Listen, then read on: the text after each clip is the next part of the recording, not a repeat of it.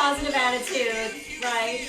Try to be happy during these times, which I know can be challenging, right? I mean, it's like Groundhog Day. It's like Groundhog Day every day. And, smooth. Yeah. So, all right. Hold on a second. I'm just gonna do this. Okay. Okay, she has to mute. Oh, hey. You know why else I'm happy? I'm so happy today because Kim Lai Yingling is our guest director. But Kim Lai, could you put your phone on mute? No, put the computer on mute, Oh, Kim Lai, can you put the computer on mute? not the phone. Hello? Now she's on mute. Okay, put the computer on mute. Yeah? Yeah. Okay. Hi, everybody. Again, let me just rewind. I'm going to rewind to be kind. Still happy. And introduce our guest director today, Kim Lai Yingling of Eaton Asian. You probably have seen Kim Lai on my feed, but she is joining us today On the pink live phone. via our payphone Pink phone. from Burbank, California, from our pink phone from Burbank, California. I want all of you to check out Kim Lai on Instagram. Your Instagram handle again is? Yay, it's Kim Lai Yingling. Check her out, Kim Lai Yingling, and also her website, EatonAsian.com. Okay, so thank you so much for joining us today. As I was saying, you know what? It's easy to get a little down during this time. It's easy to feel anxiety. It's easy to feel tired. It's easy to feel like it's Groundhog Day. I don't know about you. That's why I switched up my hair. What do you think? You guys like it? It's my I Dream of Jeannie hairdo. That's right. I'm just gonna. Can you make your nose do that thing? I'm trying to. Oh, that's Bewitched. Oh, that's Bewitched. I'm just trying to, you know what, go back into another dimension that was 3 weeks ago. But anyway, we're just going to make the best of it. Not only that, I'm feeling happy because we're going to be making a Thai shrimp curry today. You may not be aware, but shrimp can help actually maintain serotonin levels. So we want to make sure that we're doing healthy things. We're going for walks. We're cooking with our kids. We're having home dance parties, virtual game nights, you know, you guys, whatever it takes. But also, I jokingly called this segment, You're in No Hurry. Let's make some curry. But even if you were in a hurry, this recipe is super duper fast. It takes less than 20 minutes to make. And you can find the recipe at chefkatiechin.com. Not only that, you know what else is making me happy? We're giving away a copy of my cookbook, Everyday Thai Cooking, compliments of Tuttle Publishing. Also, Becca, why don't you wave to everybody? Say hi. Hi. All right. So we are going to select one lucky winner randomly from everybody that comments today. We also want everybody to tag a friend, right? Please tag a friend in the comment section so they can also join our happiness cooking circle, okay? So I hope you guys win. Please ask questions. Let us know what you want us to cook next time on Cooped Up. Say it again. Say it. Cooped Up Cooking with Katie. That's right. It's Cooped Up Cooking with Katie and Becca, right? Uh-huh. Okay, excellent. So, hey, Kim Lai, do we have any friends on yet? Yes, we've got Shannon is online. Hi, Shannon Delamore. Yes, and Mary G. Rubino. Hi, Mary Rubino. And then Ben Tanga and Paige Elise. Hi, guys. Bentanga. And Paige Bill Elise. Chin is on. I think that's. Who? Nelson? You're Bill Chin. Oh, Bill Chin. That's my brother, Bill. Hi, Bill Chin. All right. He always has so many interesting questions. And one more. We've got Chris Fulmer. Hi, Chris Volmar. Thank you so much for joining, you guys. Okay, as I was just saying, we're giving away a copy of my cookbook, Everyday Thai Cooking. So everyone that makes a comment, we're going to randomly select a winner. So please make your comments or even just say hi.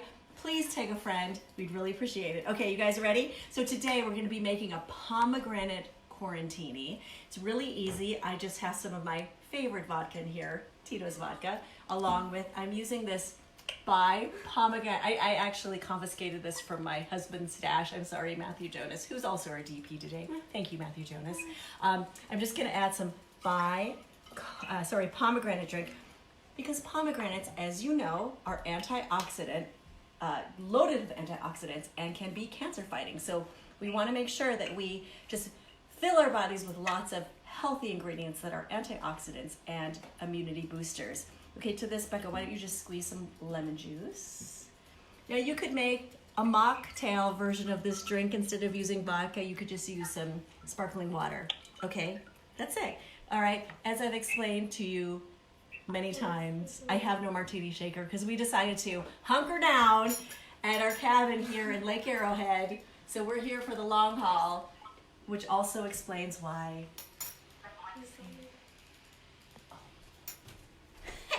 Hello. Okay, we left in a hurry. You know what? It's another pun on curry, but we did leave in a hurry to come to Lake Arrowhead. So I keep wearing the same 3 tops, so I apologize for that. But I think it's pretty cute. Okay, Becca's now she's gonna shake that up. So we're gonna do the quarantini shake, shake, shake, quarantini shake, shake, shake. Okay, all right, here we go. And then, best part is I'm gonna take my glass. I'm gonna cut this lemon in half. I'm just gonna go ahead and take this slice of lemon. I'm gonna rub it against the edge, the rim of the glass, and then Becca's gonna go ahead and dip it in some Emergen-C. That's right, folks, some Emergen-C for an extra boost of immunity fighting vitamin C. As you know, doctors in New York have been pumping coronavirus patients with massive amounts of vitamin C. So let's do all we can to put more vitamin C in our bodies, right? Okay, let me just pour this in here. Kim Lai, are you drinking along with us? I am. I actually am drinking some lemons. Yummy, yummy. Ooh, you're drinking lemon yummy yummy? What are you drinking? Oh, Crystal says hello to Becca. Hi. Say hi, Uncle Christos. Hi. Hi, Uncle Christos. Let me just try this. Hold on. Yeah, it's a little. Oh, got a little bit of, oh, it's Is that a delicious. cocktail or mocktail? This is a cocktail, but Becca's gonna try a mocktail in a few minutes. I will. Fabulous. So yummy. Okay, let's get to it. Let's get to our green shrimp curry recipe featured in my cookbook, Everyday Thai Cooking, which you have the opportunity to win among anybody that comments today. Okay, do we have any comments or questions so far, Kim Lai? Just they're loving the ponytail Oh, on thanks. top of your head. Thank you. Thank you, girl. All right, Becca, tell us what goes into this recipe. Okay, so we have shrimp. We have red pepper flakes, garlic, cherry tomatoes, green curry paste, brown sugar, coconut, milk, fish sauce, chicken broth, scallions, minced ginger, shallots, and more ginger.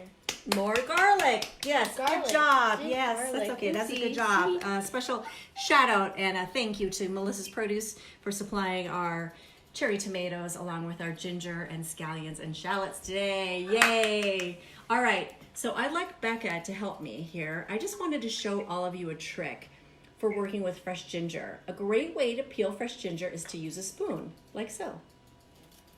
See? Katie, Yes.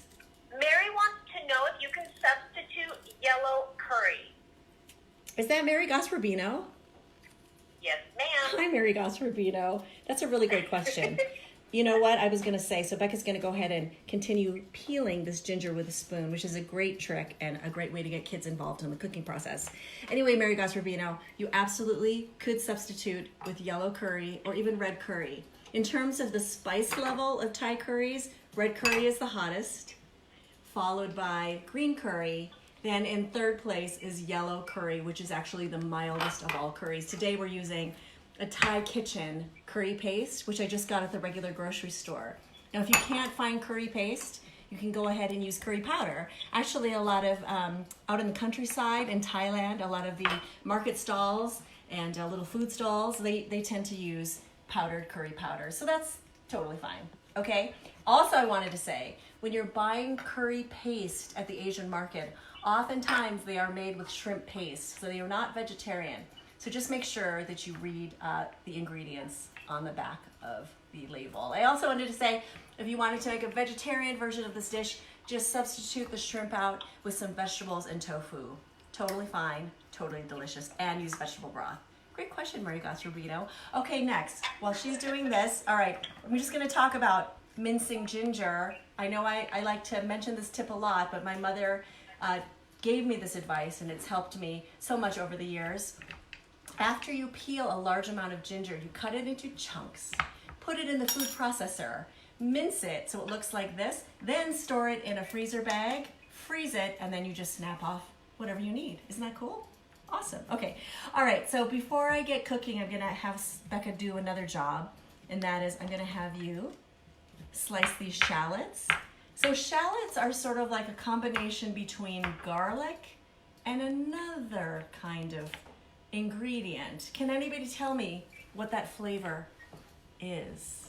What is the partner to garlic in a shallot? Please answer now. Enter your answers now. All right, Becca's gonna, after she peels that, okay, that's excellent. Please slice our shallots. Okay, now I'm gonna, you can just, I'm gonna show Becca how to slice these shallots thinly. You see this, Matthew? You gotta, okay, just gonna slice. Good job. Kim Light, any new friends on board? Hi, we just had Helen popped in and said onions. Hey, Mima. Good answer, Mima. Ding, ding, ding, ding, ding. Good job. Is that the right answer? That is the right answer. So shallot is sort of like if garlic and onion had a baby. That's what it's like, okay? So I'm just gonna go ahead and I'm gonna get a non-stick skillet. I have a large skillet with high edges going. I'm gonna heat this to medium heat, okay? Next, I'm gonna add some neutral oil. And what I mean by neutral oil is like a vegetable oil or a heart-healthy canola oil. You could use coconut oil, I think would be really delicious in this dish because you get a note of coconut. You could use grapeseed oil. So I'm gonna add about a tablespoon of oil. And then to this, I'm gonna add our aromatics. And the reason we add aromatics at this stage of the cooking process is because we saute them until they're fragrant and it flavors the oil and makes your dish super delicious. So I'm gonna add some ginger, along with some scallions. I used green and white parts. If you don't have scallions, just use some red or white onion. Now let's just talk about the garlic. I happen to have fresh garlic here. But if you only have jarred garlic, it's totally fine. I say, if you're like, oh, I've got the jarred garlic, I have to go out to the store just to buy the fresh garlic, just use the jarred garlic because we don't want to encourage people going out of their home unnecessarily, okay? So I'm just going to saute this for about a minute until it becomes fragrant. Becca, do you want to saute that? Mm-hmm. Okay, now this is an easy recipe for kids to get involved with. Just make sure you supervise them, like I'm supervising Becca here. Okay, next. All right, I'd like everyone out there to enter in the comment section, which Asian dish would you like us to make next time? And I also wanted to mention what we're doing next, this Thursday at 3 o'clock. We're doing an episode themed to tuna. It's called You Plus a Can of Tuna, a love story. And we're going to show you 3 easy recipes, a pantry love story, 3 easy recipes that you can make with a can of tuna. Because I know you all probably have a can of tuna in your pantry right now. That's not all. We're giving away a $50 gift card from World Market on Thursday. So please tune in. Okay, great. So now, yes. Let's give some shout out to Sandra. Hi, Sandra. Yes. Is it Sandra? Is it Sandra Sue? It's Sandra Coca Hi, Sandra Coca. and Joan Donatelli. Hi, Joan from Minneapolis. I love you, Joan. And Michaela Rosino. Hello, Michaela. Hi, Yes, Michaela. and Douglas is wants Matt to know that he is killing it on the camera today. All right. Okay. Thanks for all the compliments. Okay, now I'm adding about a tablespoon of our green curry paste. Again, I got this from the regular grocery store from Thai Kitchen. And Becca's just using the back of her spatula here to break it up, okay, because she wants it to get melded with all the other delicious ingredients. Okay, good job. All right, so this, okay, let's switch places. Now I'm going to have Becca cut our cherry tomatoes in half, okay? forgot to add my shallots. Shallots! All right, you guys, I'm just reminding you, if you comment today, you will automatically be entered into win a copy of my Thai cookbook, Everyday Thai Cooking. So keep those comments going, okay? All right. To this mixture, I'm going to add about a cup of coconut milk. You can get coconut milk at almost any well-stocked grocery store these days, along with some chicken broth. Again, you could use vegetable broth as a substitute. I'm just gonna, I'm gonna blend this to combine. Now, Kim Lai is Vietnamese, and I would love to hear which market you like to frequent, which Vietnamese market you like to frequent in Los Angeles. I actually, if I'm not going to Garden Grove, I will head to the San Gabriel Valley, and I always go to a market called Hawaii Supermarket. Okay, you drive to Garden Grove to a store called Hawaii to buy Vietnamese ingredients? The San Gabriel Valley. Oh, San Gabriel Valley, but it's called it's called Hawaii. So it's the Hawaii Supermarket. I don't know why it's called the Hawaii Supermarket. There's not a lot of Hawaiian food in it. It's mainly Vietnamese and Chinese and Taiwanese. Great, I'm going to check it out. It sounds like a great fun trip when we can finally leave our homes again. Yes. I know. Laura Chin wants to know if you can make this recipe with chicken instead of shrimp. Hey, Laura Chin, that's my sister calling in from Minnesota, where they are right now on a shelter in place, and they have a curfew. Yes, great question. You could definitely substitute shrimp with the chicken. If you wanted to, you could even cut up some cooked roast chicken and just throw it in at the end. If you were using raw chicken, I would recommend chicken thigh, because it's hard to overcook chicken thigh, because this dish is going to actually simmer towards the end. Okay. Chris Johns is watching. Hi, Chris Johns. Hi, Chris Johns from Total Publishing. Thank you so much for your generosity today in giving away a copy of Everyday Thai Cooking to anybody who comments, but you're not allowed to enter, Chris Johns. Sorry. Okay, now we're adding. He probably has one. He probably has one or two. We're also adding some brown sugar right now for some sweetness. So for all of you Thai food lovers out there, I think you realize that what makes a successful Thai dish is you want a medley of sweet, sour, hot, and sweet, sour, spicy, hot flavors in every bite, and tartness, which is going to come from the lime juice that is squeezed at the top of this delicious dish. Okay, next we're going to add a bit of fish sauce. Now, as I was mentioning, fish sauce looks like this. You can get it at any Asian market, but you can get it at many well-stocked grocery stores. And what you want to look for is a light amber color. Also, I think when we're talking about fish sauce, Kim Lai, I mean, tell me what you think. I think you get what you pay for. If you walk into an Asian market and it's like $5 versus $4, like splurge and buy the $5 bottle, right? Absolutely. I don't think that fish sauce is one of those ingredients that if it says, oh, we have a $1.99 special, just keep walking. Exactly. I mean, normally, I know that Kim Lai and I both belong to the CAW, Cheap Asian Women's Club, or CCW, Cheap Chinese Women's Club, because, you know, we're all about being frugal, especially in these times, but you get what you pay for, right? Okay, so... Diane D just joined in. Diane Gustafson. Hi, Diane. How are you? And Nicole Hursty is here. Nicole Hursty from Cobalt Events, everybody. She's an amazing event planner for your next wedding, bar mitzvah, graduation, birthday party. Make sure to check out. Chris John says he needs to get another copy of your book because his is beat up. Oh, beat up! You know what? I know, Chris Johns, I just appreciate you so much because I know you really do cook with my cookbooks and you love that pineapple fried rice. So I think we should maybe do that next week, okay? Now, he said everybody loves the recipes and he's just talking about the cooking studio at Lund's and when you were featuring your book. oh, I love that. So many memories when we could actually be together in person, which hopefully will be again sometime soon. I'll meet you for lunch at Hawaii Renee Miller asked if you could substitute tofu since her husband's a vegetarian.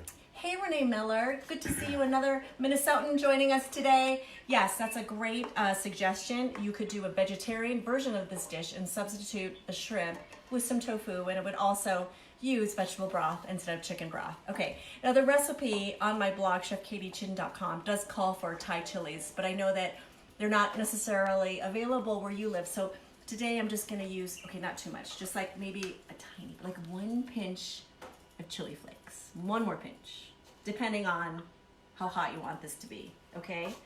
Awesome, so just stir that to combine. Next, we're gonna add our red cherry tomatoes. Now, another ingredient that I unfortunately couldn't get up here in Lake Arrowhead, it is optional on the recipe, is kaffir lime leaf. If you're able to get your hands on some kaffir lime leaf, either from your garden, if you're watching Neil Newman, I think you grow kaffir lime leaves, or an Asian market, they just add the most intoxicating, aromatic flavor to any dish. Right, Kim Lai, do you like to use kaffir lime leaf? I do. I'm not growing any, but I should. Is Neil Newman on the line? I invited him earlier. I don't see Neil on here. Neil, let's see. If you're on, Neil, do a little heart. Neil, you get 100 lashes with a limp noodle if you're not watching. Bad boy. Okay, now. But Don Newsek, Brandon just joined in. Hi, Dawn. How are you? How are you? Can you say hi? Is that the lady? Hi. Becca says hi to Delaney. Oh yeah, to Delaney. Becca says hi to her dance buddy Delaney. Again, you guys, please, we only have a few seconds left on this show. So make your comments now, okay? Ready? Okay, next, I'm just gonna add our shrimp. So this is a medium shrimp, which I just peeled and deveined. Now, listen, I'm all about saving time, cutting corners, because it's hard to, you know, when we're not in lockdown, it's hard to find the time to cook, right? So even if you had some frozen shrimp in your freezer that was already pre-steamed and cooked, you could throw that in at the last minute. Now this is when you would want to throw in some cooked chicken or raw chicken or tofu and just let it simmer until it cooks. Now, let's talk about rice, because we're going to put this on a bed of delicious jasmine rice. Who out there knows what the successful key to making a perfect pot of rice is? Anybody? Anyone? Kim Lai, you're not allowed to answer. Anyone? I know. I know, she's just like biting her tongue because she knows, because she's an expert and she's Asian and her mom made her do this. Like my mom made me do this when I was a little girl. Any answers? Anyone? What is the key to making a successful pot of white rice? You guys. Not even Billy Chin or Laura Chin. I'm in shock. Chris Johns, have you been reading the index? Renee said she missed the question. Okay, Renee Miller, are you listening? Are you all ears? Okay, listen. Well, What is the key to making a perfect pot of white rice? Anyone? Helen Mullen says rinsing the rice is her answer. And Barbara Kopelman said that she ruins rice on a regular basis. Oh my goodness. Hi, Barbara. Barbara was our big winner last time when we gave away a copy of my Chinese cookbook. Mima, who's Helene. 2 for 2. She is our star student because she listens to everything I say, unlike most people. However, she is absolutely right. What you want to do is you want to wash your rice. Fill up your pot with water. You want to kind of wash it as you go. Then you drain the water. You do this about 6 or 7 times until the water runs clear. This way, when the rice is cooking, the starch isn't released into the water. Otherwise, your rice gets super gummy and it clumps together and people are afraid to make rice. So please just follow my instructions. We'll probably do a how-to video next time, but I promise you, you will have a perfect pot of rice. One more thing, in terms of measuring the amount of water, we call this the Fuji method. I don't know if you know about this, Kim Lai, but what I was taught when I was little is you put your fingertip on the top of the rice, okay, and then you fill the water up until this line right here, into this right here, right? Yes, that's the Fuji method. That's the other tip as far as making a perfect pot of rice. All right, now this looks like it's coming together. Pam thought that the answer should be lid on the pan. Is that Pam Buchan? Yes. Hey Pam, I just love all my Minnesota fans out there. Hi Pam. Well, I like Joan Donatel's answer, a rice cooker. Oh, that's great. Okay, now this is where I usually forget something. I put my cilantro outside, so this is the time that we have Becca's dance break. Yay! I know what I'm gonna do.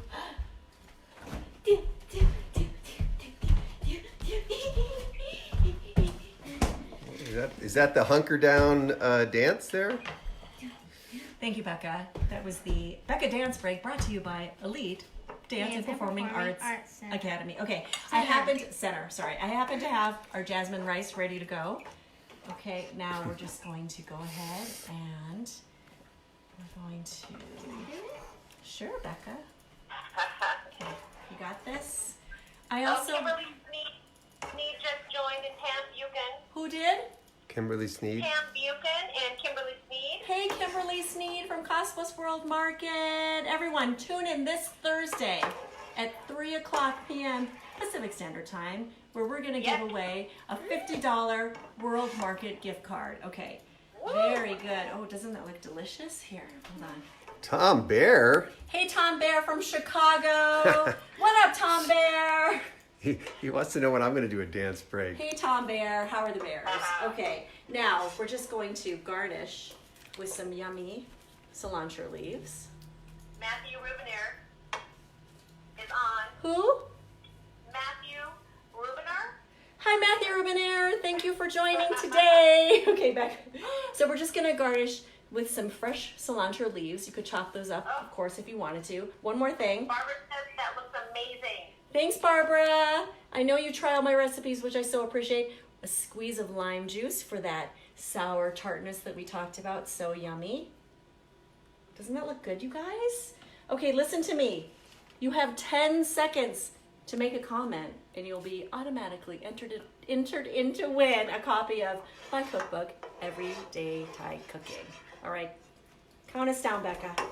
10, 9, 8, 7, 6, 5, 4, 3, 2, 1.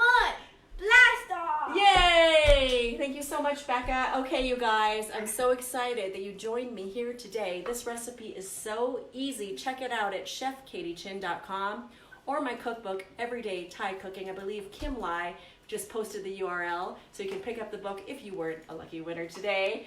Anyway, we love you. We miss you. We wish we could be with you, but this is the next best thing. Join us next Thursday on Cooped Up Cooking with Katie at 3 p.m. Pacific Standard Time. Also, thank you so much to Kim Lai as our guest director. Yay! Woo! Make sure you follow her on Instagram, Kim Lai Yingling. Okay, you guys, have a great day. See you later. Until then, happy cooking. Bye. Bye.